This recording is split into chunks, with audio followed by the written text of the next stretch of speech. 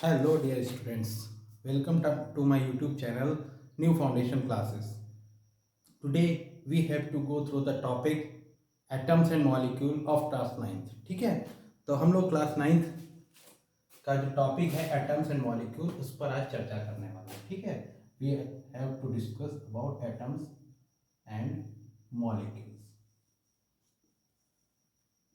बहुत ही basic topic है मॉलिक्यूल्स. ठीक है, बेसिक टॉपिक है. क्यों टॉपिक बेसिक है? देखिए, हमारे आसपास जो भी मैटर है, जो भी हम टच कर सकते हैं, छू सकते हैं, नहीं भी छू सकते हैं, फील कर सकते हैं, वो सभी कुछ मैटर है. पहली बात. ठीक है, हमारे आसपास हम लोग पहले से भी आपको पता होगा कि जो हमारे आसपास चीज़ें हैं वो सभी किसी जो सबसे स्मॉलेस्ट यूनिट है वो क्या है? एटम. एटम से बनी हुई है. हम लोगों को पता है हिंदी में इसको परमाणु बोलते हैं, इंग्लिश में एटम बोलते हैं. ठीक है, तो सारी चीज़ें एक स्मॉलेस्ट यूनिट से बनी है जिसको बोलते हैं एटम. अब देखिए किस तरह से इसे समझेंगे. जैसे आपके हमारा एक घर बना है. ठीक है, तो घर में जो ब्रिक्स लगी हैं वो क्या एक यूनिट तो है, तभी तो पूरा घर बना. उसी तरह से कोई भी मैटर है तो उस मैटर की स्मॉलेस्ट यूनिट जो काम कर रही होती है वो क्या होती है? एटम होती है. ठीक है, एटम. अब डिपेंड करता है कि वो कितने एटम किसी जैसे देखिएगा, जैसे यूनिट अगर हम किसी को ब्रेक करेंगे, किसी मैटर को ब्रेक करेंगे तो वो मैटर पहले किस में टूटेगा? मॉलिक्यूल्स में टूटेगा. फिर मॉलिक्यूल्स से वो एटम्स में ब्रेक होगा. अंडरस्टैंड? देखिए जैसे हम वाटर को ले लेते हैं, ये है पानी. मान लीजिए बीकर है, इसमें पानी है. अभी हमें जो दिख रहे हैं क्या है? मॉलिक्यूल्स हैं इसके अंदर. These are the molecules. Molecule क्या कहलाएगा? H2O. ये इसका फॉर्मूला है मॉलिक्यूल का. Water molecule H2O. लेकिन H2O is a combination of two hydrogen and one oxygen. ठीक है, तो ये जो हाइड्रोजन और ऑक्सीजन है दीज आर द एटम्स. ठीक है, तो मॉलिक्यूल और एटम में डिफरेंस क्या है? मॉलिक्यूल जो है थोड़ा बड़ा, एक बड़ी यूनिट है in comparison to atom. Atom जो है वो एटम से मिलके एक मॉलिक्यूल बनता है. और एटम जो है वो पार्टिसिपेट करते हैं किसी भी केमिकल रिएक्शन में. किसमें? Chemical reaction. केमिकल रिएक्शन जो परफॉर्म होती हैं, केमिकल रिएक्शंस जो परफॉर्म होती है उसमें पार्टिसिपेट कौन करते हैं? हमारे एटम्स पार्टिसिपेट करते हैं. ठीक है, molecule breaks into atoms. Molecule participate नहीं कर सकता, एक इनर्ट यूनिट है. इनर्ट का मतलब होता है कि ये अभी किसी काम की नहीं है. जैसे पानी है तो पानी ऐसे ही रखा रहेगा, वो किसी के साथ रिएक्शन नहीं करेगा जब तक उसको एक प्रॉपर कंडीशन नहीं मिलेगी. जब प्रॉपर कंडीशन मिलेगी तब वो ब्रेक होगा. किसमें? हाइड्रोजन में और ऑक्सीजन में. These are the atoms. और यही एटम आगे केमिकल रिएक्शन में पार्टिसिपेट करने वाले हैं. ठीक है, तो एटम्स क्या होते हैं? अब आपको ये तो बात पता ही चल गई है कि मैटर, मैटर किससे बना है? मैटर बना है हमारे जो नेक्स्ट मॉलिक्यूल से. मॉलिक्यूल से. और मॉलिक्यूल किससे बने? एटम्स से. और एटम्स किससे बने हैं? आपके और फर्दर फाइन पार्टिकल्स कौन कौन से हैं? इलेक्ट्रॉन, प्रोटॉन और न्यूट्रॉन से. ठीक है, इनसे बने हैं.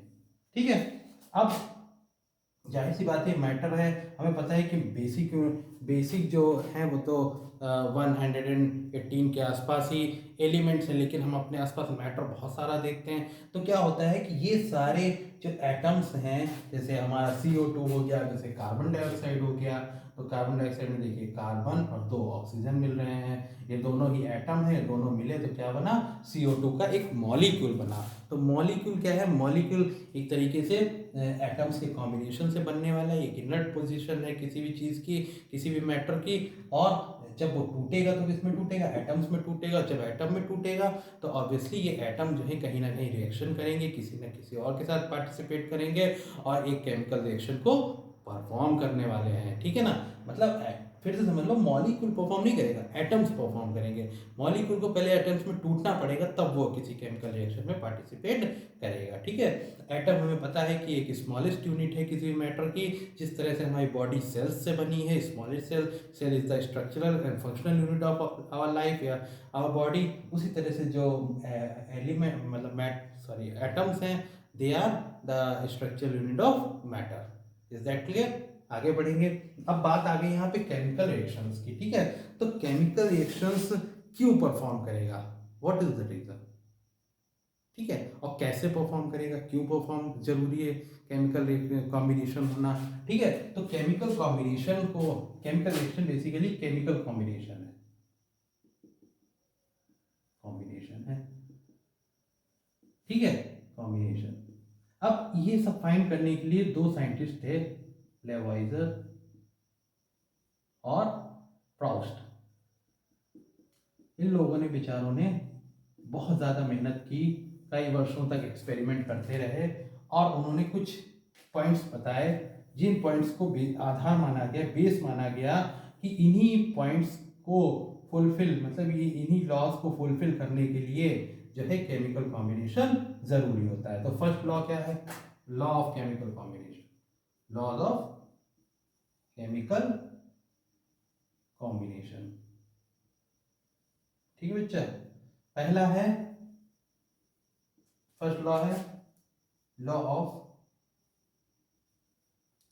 कंजर्वेशन ऑफ मास, ठीक है।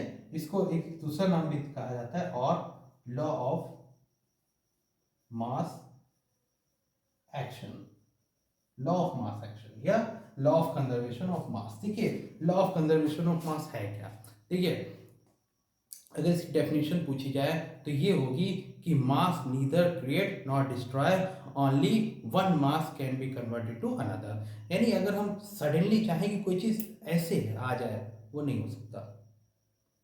जो भी होल मास है अर्थ पर वो क्या है, कांस्टेंट है, फिक्स है।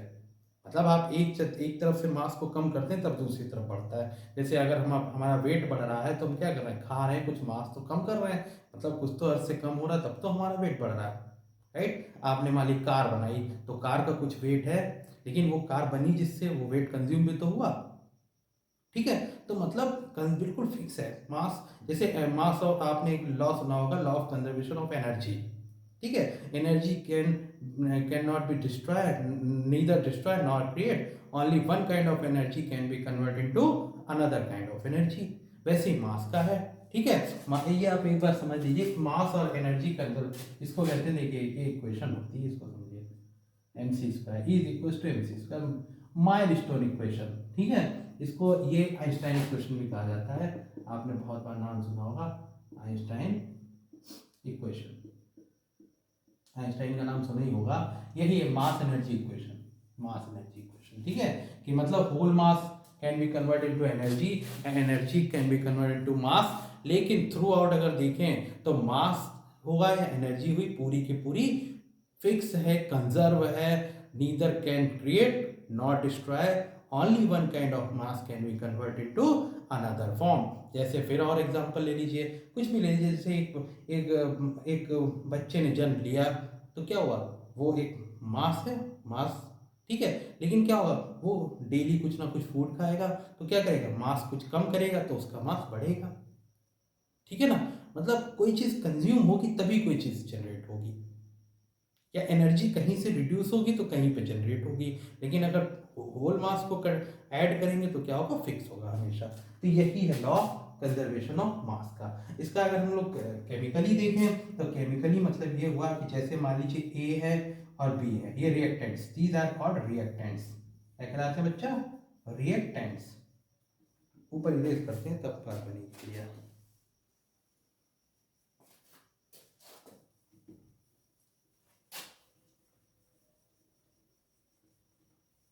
ठीक है, जब कोई केमिकल कॉम्बिनेशन होता है तो वहां पर पहले क्या होते हैं, A plus B, these are called reactants, यानी ये रिएक्शन में पार्टिसिपेट कर रहा है। ज़्यादा भी हो सकते हैं, फिलहाल हम दो ही ले रहे हैं, और इनसे बन गया मान लीजिए सी और डी, ये क्या कहलाएंगे, प्रोडक्ट कहलाएंगे, प्रोडक्ट। तो जो लॉ ऑफ मास एक्शन है या कंजर्वेशन ऑफ मास है वो ये कहता है कि mass of A plus mass of B is equals to mass of C plus D, ठीक है। ये इक्वल होना चाहिए पूरा पूरा। जैसे मान लो ये अगर 5 ग्राम लिया है और ये लिया है 10 ग्राम, तो बहुत चांसेस हैं कि मान लीजिए सी अगर मान लीजिए 7 ग्राम बना तो फिर डी कितना बनेगा बताइए, डी बनेगा जाके आपका 8 ग्राम। समझ गए, कंजर्व हो गया। मतलब इधर और उधर रिएक्टेंट्स और प्रोडक्ट्स का मास कैसा होना चाहिए, इक्वल होना चाहिए ऐड होने के बाद, मतलब सॉरी प्रोडक्ट रिएक्शन के बाद, तब ये कहलाएगा this is strictly follow the law of conservation of mass. Question ही बार बार पूछा जाता है कि why reactions are performed to follow the law of conservation of mass, why they are required to balance, फिर वही आएगा law of conservation of mass. Is that clear?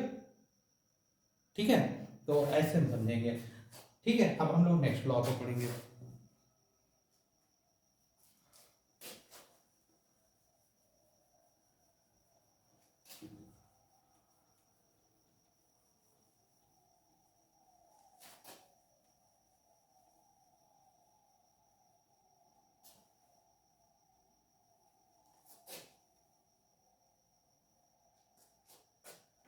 अब देखिए दूसरा लॉ है लॉ ऑफ डेफिनिट प्रोपोर्शन।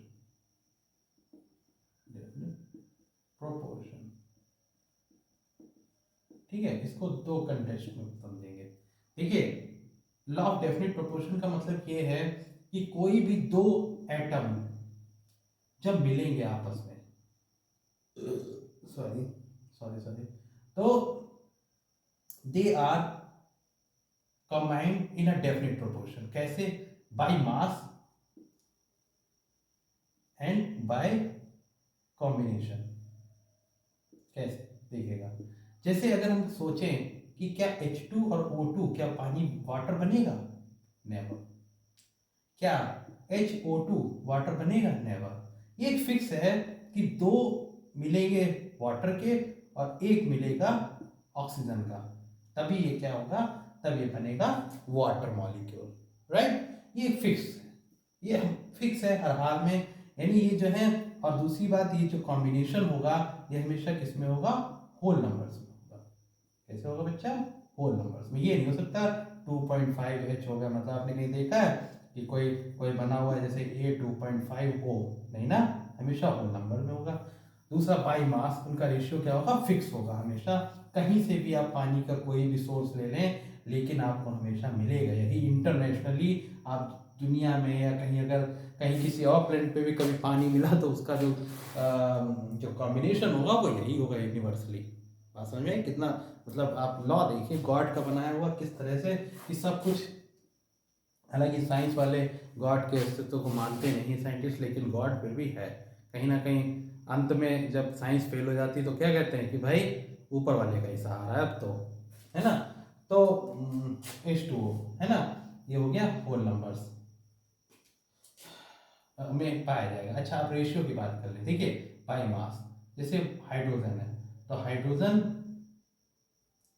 1 होता है और ये हो गया हमारा 60, ठीक है। तो ये H2 है ना, 2 है, ऐसे यहाँ पे लिख लेते हैं ये 2, तो ये 2 हो गया, ये रेशियो क्या है 1:8 का। ठीक, अब ये रेशियो जो है क्या है, हमेशा फिक्स रहेगा इसका। जैसे हम अगर मॉलिक्यूल बढ़ा लेंगे तो ये 3 हो जाएगा, मान लीजिए 3 मॉलिक्यूल ले लिया हमने H2O के, ठीक है। तो अब ये कितना हो जाएगा, ये रेशियो कितना हो जाएगा, 3 और 24 का हो जाएगा।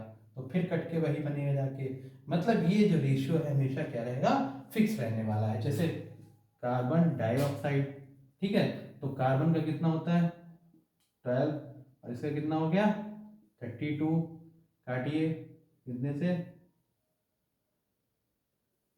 8, 3:8 का रेशियो है बाई मास, ठीक है। तो ये क्या है, हमेशा फिक्स है। आप कितने भी इसके कितने भी मॉलिक्यूल ले लें तब उनका एक कलेक्टिवली रेशियो निकालेंगे तब भी यही आने वाला है।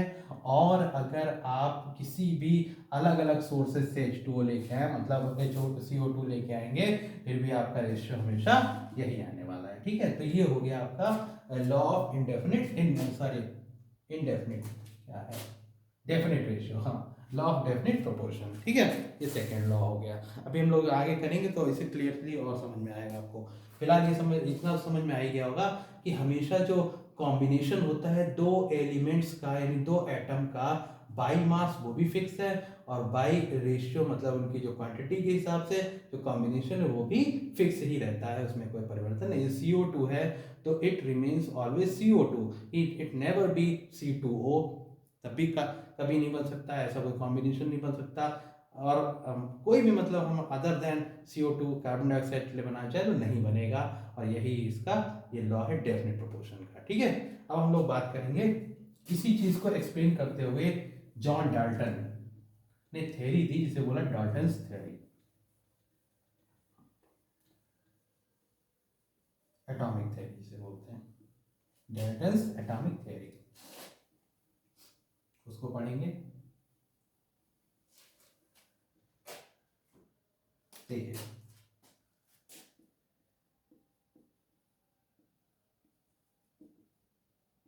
एटॉमिक थ्योरी, पानी पी लो जरा।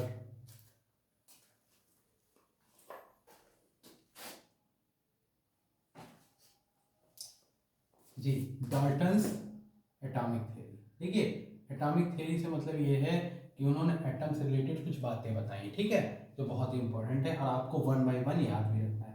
पहला कि all matters are made by very small particle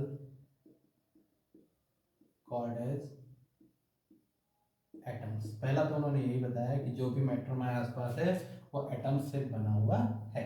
दूसरा सेकंड लॉ उन्होंने कहा, ठीक है, सेकंड लॉ उन्होंने बताया कि atoms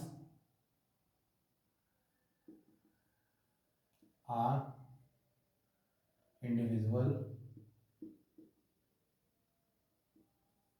they can not, they can't be create nor destroy, can't be create nor destroy, neither भी क्रिएट कर लो यहाँ पहले तो कुछ बच्चे ऐसे होंगे जो ये भी ग्रामेटिकल मिस्टेक नहीं है, neither भी create nor destroy in a chemical combination.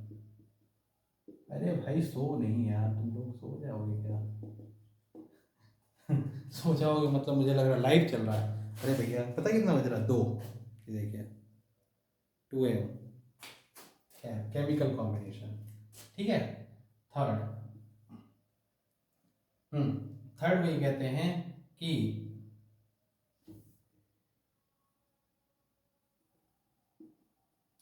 The properties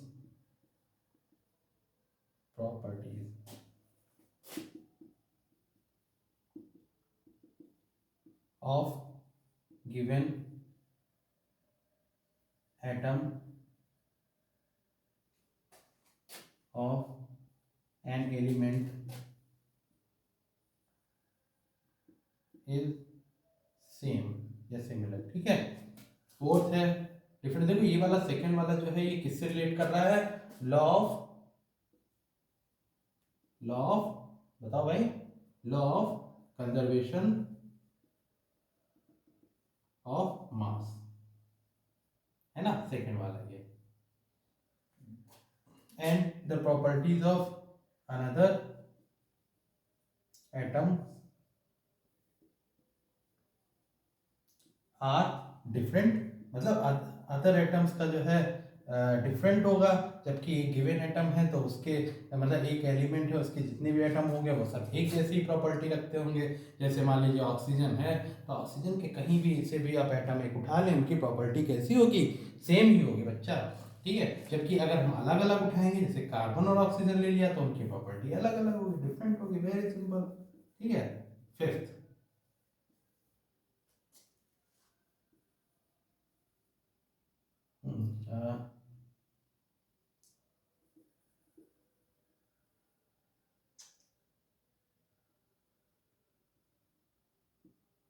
ठीक है, they combine in a chemical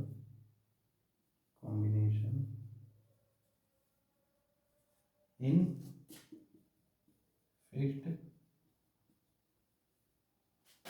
ratio. ठीक है,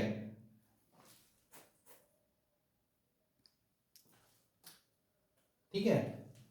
हाँ, they combined in a chemical combination in fixed ratio.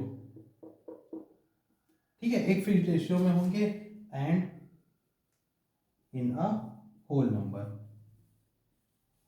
ठीक है, जैसे मैंने बार बार एग्जांपल दिया, जैसे H2O है तो 2 होल नंबर है और एक फिक्स्ड रेशियो है, मतलब 2 और 1 का रेशियो तो यही रहेगा।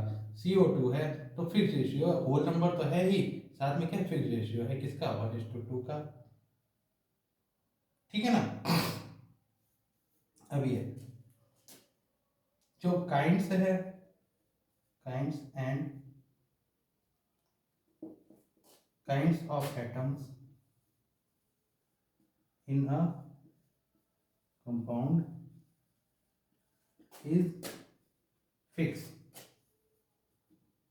ठीक है, मतलब जैसे मान लीजिए H2O है तो H2O के लिए हमेशा O और H जो है वो सेम ही रहेगा। ठीक है ना, क्या रहेगा, सेम रहने वाला है। और उनके जो नंबर है वो भी क्या है, कांस्टेंट है या सेम है। ठीक है, कांस्टेंट है या सेम है, यानी जो मतलब kinds of atoms in a compound is same same and constant. ठीक है, जैसे कि सेम क्या मतलब, जैसे अगर H2O है तो H और O ही मिलकर वाटर बनाएंगे, ये नहीं कि C और O मिलकर वाटर बना लेगी, C2O बन गया, अरे भैया वाटर बन गया, ऐसा नहीं होगा। ठीक है, फिक्स है, और 2 है तो 2 ही रहेंगे, 1 है तो 1 ही रहेंगे। अब देखिए बात, पहला क्वेश्चन, पहला जो है इनका, all matters are made by very small particles called atoms, very each and सभी लोगों को पता है। ठीक है, each and everyone knows atoms are individual, they neither be created nor destroyed, only one kind of atom, one kind of mass can be converted to another। यानी जो atoms का जो कॉम्बिनेशन है वो इधर उधर तो हो जाएगा, लेकिन रहेंगे भाई, ना कोई बाहर से आएगा ना ही जाएगा। जैसे फॉर एग्जांपल कि अगर हम लोग कार्बन डाइऑक्साइड की बात कर लें तो C+2O तो क्या बनेगा, CO2 बन जाएगा, है ना। तो यहाँ पे क्या हुआ है कि रहे वही कार्बन और ऑक्सीजन, और क्या बन गया, कार्बन डाइऑक्साइड बन गया। मतलब कुछ भी नया न जुड़ा ना ही कुछ हटा, उसी से रीअरेंज होके नए चीजें बनेगी, नए प्रोडक्ट बनेंगे। ठीक है, आप कह रहे हैं the properties of given atom of an element is same, मतलब जैसे अगर हम the properties of the given atom of an element is same, तो जैसे हमने मान लिया ऑक्सीजन के कई सारे एटम्स ले लिए, तो क्या होगा, इनकी प्रॉपर्टीज भी सेम होगी, जैसे इनका एटॉमिक नंबर भी सेम होगा, है ना, एटॉमिक नंबर भी सेम होगा इनका, जैसे एटॉमिक नंबर 8 तो 16 इनका मास होगा, तो सब कुछ सेम होने वाला है। लेकिन अगर डिफरेंट लिए गए जैसे कार्बन और ऑक्सीजन है तो इनकी प्रॉपर्टीज क्या होगी, ऑब्वियसली अलग अलग होगी। जैसे कि दो भाई हैं अगर एक ही घर के तो बहुत चांसेस है कि उनकी प्रॉपर्टी सेम होंगी, लेकिन अगर दो अलग अलग जगह के दो लोग ले लिए गए तो उनकी प्रॉपर्टी बहुत सारे अंतर आ जाएगा। ठीक है, they combined in a chemical combination in fixed ratio. Fixed ratio में बता चुका हूँ कि बार बार कि जैसे 1 और 2 मिलने वाले हैं, जैसे कार्बन डाइऑक्साइड है तो कार्बन डाइऑक्साइड में क्या होगा, फिक्स्ड रेशियो में 1 और 2 का ही रेशियो रहेगा, जबकि वाटर में 2 और 1 का रेशियो रहेगा जो कि फिक्स्ड है। और उसमें कौन से काइंड के होंगे और उनका कितना रहे, अच्छा ये होल नंबर में होंगे, ये भी मैंने बता दिया कि ये नहीं कि 2.5 हो जाए या 1.2 हो जाए, ऐसा कुछ नहीं है, होल नंबर में ही रहने वाले। और दूसरा ये है कि जो फिर ये कह रहे लास्ट वाला कि kind of atoms in a compound is same and constant, मतलब फिक्स रहेंगे और कांस्टेंट रहेंगे। जैसे H2O है तो 2 ही रहेगा, ये 3 नहीं होने वाला कभी भी। और ये नहीं कि हाइड्रोजन की जगह पे कार्बन लग गया तो वो कार्बन कार्बन जो है वाटर बना लेगा, ऐसा कुछ नहीं है, ये बिल्कुल फिक्स है सब कुछ, एवरीथिंग इज फिक्स। ठीक है, मतलब जो भी हमारे आसपास जो चीज़ें हैं वो सब कुछ बड़ा सिस्टमेटिकली डिज़ाइन की गई हैं, आपको उसमें जो है बहुत कम ही चांसेस होते हैं कि कोई एक्सेप्शन मिल जाए। ठीक है, तो खैर ये आज तक हम लोग इतना ही पढ़ेंगे आज डाल्टन्स थ्योरी तक, फर्दर हम लोग आगे का कल स्टडी करेंगे। आई होप आपको वीडियो पसंद आया होगा, अगर पसंद आया हो तो इसे लाइक शेयर सब्सक्राइब करें और अगर कुछ आपको डाउट रहा हो, कुछ पूछना हो तो कमेंट बॉक्स में डालें, और मेरा टेलीग्राम चैनल भी चालू हो जाएगा, तो आप उस पर भी अपनी क्वेरीज डाल सकते हो। Thank you so much.